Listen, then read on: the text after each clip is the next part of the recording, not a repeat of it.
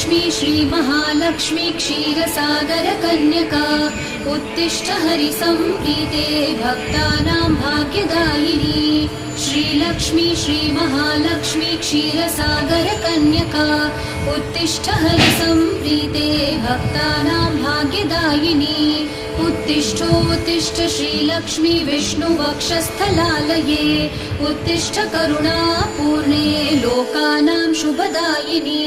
उत्तिष्ठोत्तिष्ठ श्रीलक्ष्मी विष्णुवक्षस्थलालये उत्तिष्ठ करुणापूर्णे लोकानां शुभदायिनी।